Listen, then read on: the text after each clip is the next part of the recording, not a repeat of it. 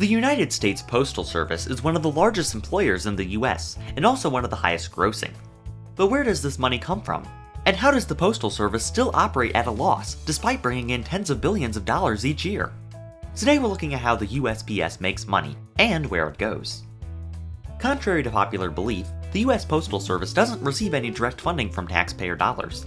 The federal government only provides funding to the USPS in rare events, like the 2020 CARES Act, which provided relief funds to many businesses. This makes the USPS the only self-sustaining agency of the US government. So if the money doesn't come from taxes, where does it come from?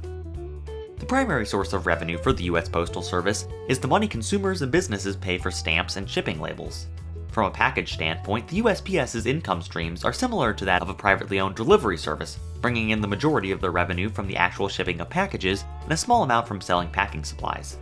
That being said, packages take more effort to process than letters, and use more space on a truck, resulting in more vehicles, drivers, and other postal employees being required for the same routes. On top of this, the number of delivery points for the USPS to serve rises by an average of 1 million every year. Legally, the US Postal Service is required to the best of their ability, provide service to every address in the United States. This means that, especially in rural communities, the USPS can be the only option for residents that wouldn't be profitable for a private company to serve. Smaller pieces of mail, like letters, would be a lot more expensive without the rates set for the Postal Service by Congress. This does raise costs for the USPS, but it allows more people to have access to this essential service. While being a government agency allows the USPS to serve customers that simply can't be reached by private corporations, this also leaves it vulnerable to the political landscape at the time. This means that the USPS can end up with some very odd requirements that other delivery companies don't need to adhere to. It is prevented from raising the price of its mail services faster than inflation, and it is required to prepay retiree pension and healthcare plans. Not all of this is unusual. Many businesses prepay pensions, and quite a few of those that do offer retiree healthcare plans pre-fund those as well. The issue comes with how these rates are set.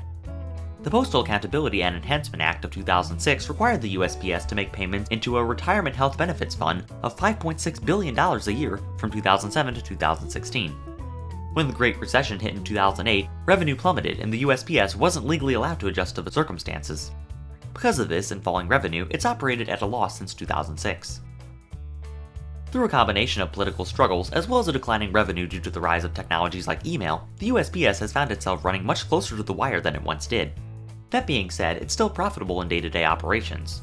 We hope this video helped you understand a bit more of how the USPS continues to serve through snow, rain, heat, and gloom of night. Thank you for watching RAC Adventures, and we'll see you next time.